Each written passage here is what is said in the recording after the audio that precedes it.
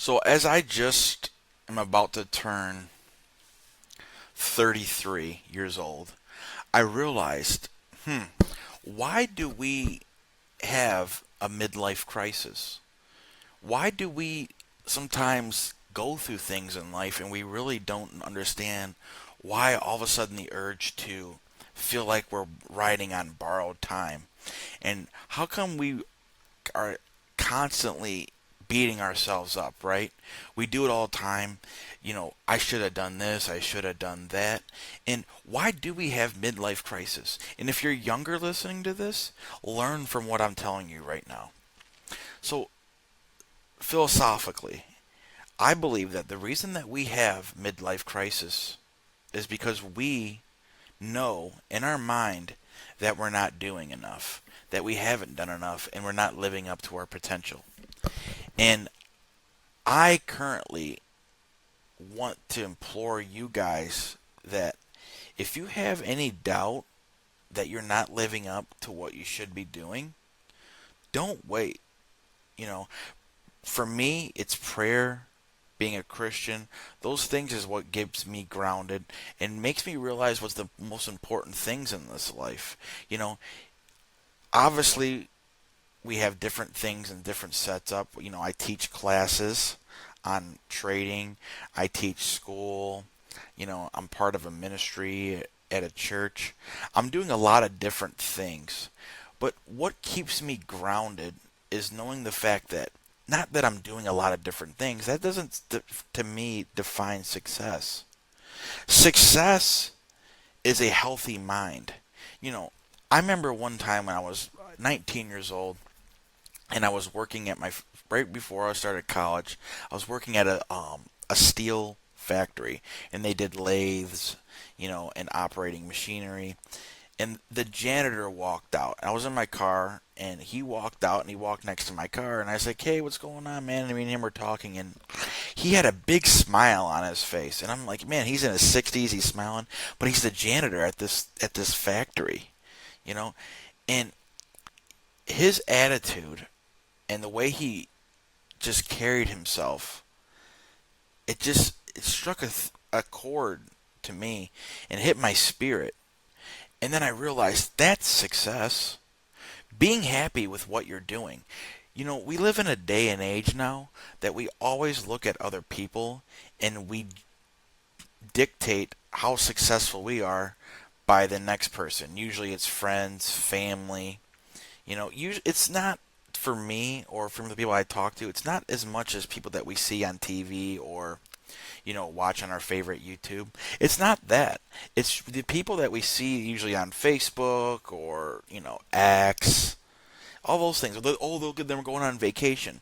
If you can just realize that most people are not most people. I mean that's an overstatement, but a lot of people. If you can put your soul in these people's shoes that can't leave their bed, have a disability, you know, paraplegics, people that are downtrodden, people that really can't get out of bed and do something, learn something. And then you realize how grateful and good life is. Because it doesn't you can't take money with you. You can't take anything with you. You can't even take your loved ones with you. All you can take with you is your spirit and your soul. That's what leaves this earth. And how are you molding your soul right now? How are you making your soul better? How are you making your spirit better? Are you the type of guy when people walk around you or talk to you, you brightened their day, you made their day better, and you weren't doing it in a fake way, to fit in with a crowd or appease others. You're doing it in a way that's you, and it's long-term sustainability within yourself of you got to discipline yourself to be like that, because even say you're like, wow, that's just not me, I'm a natural pessimist. I used to be that way all the time, a pessimistic guy. But then I realized, man, if I keep going down this road, I'm going to die ungrateful on my deathbed, wishing I did more, wishing I was somebody different, wishing I did different things. But why would I want to do that? Why do I want to self-prophesy that when I can just change now?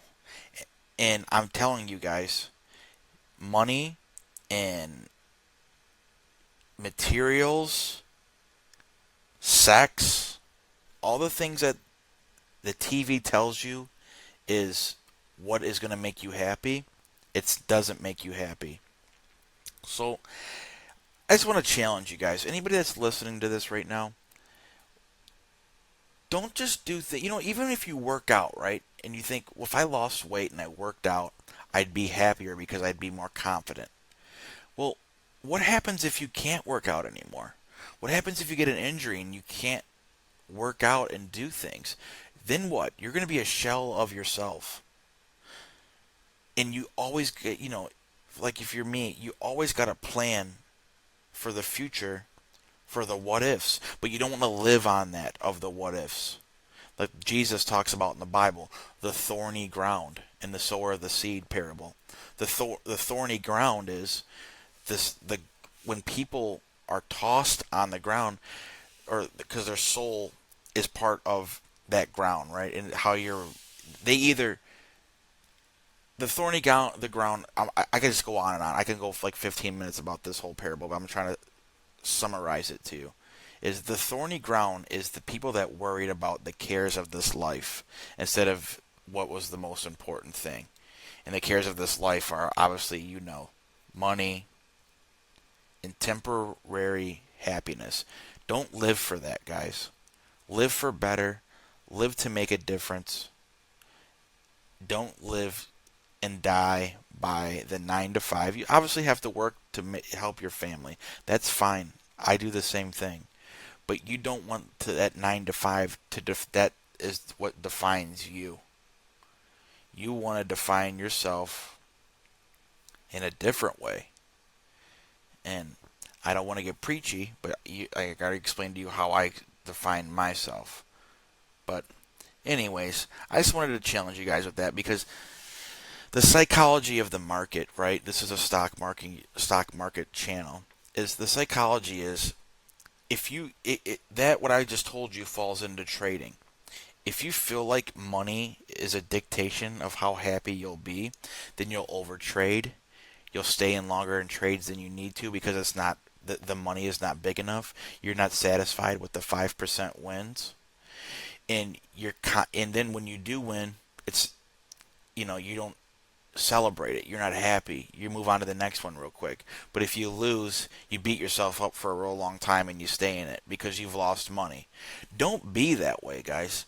Don't be the way that you have to just go and have to make sure that you're always trading and you're constantly looking for plays. Like this Discord, we do enough plays. We do probably like 7 plays a day, but you don't have to get in all of those plays. Get in 1 or 2 plays, make 10%, and call it quits for the day. But like I said, don't let money ruin your joy. Don't let things of this world ruin your joy because life comes and goes really quick.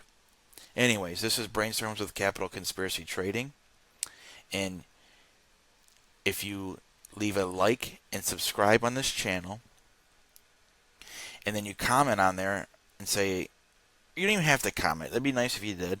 But if you take the link to this underneath the channel itself, and there's going to be a link, and if you go to the link and go on the Discord, and you type the word panda, and by typing the word panda, we'll give you a couple weeks free of the Discord for you to try it out.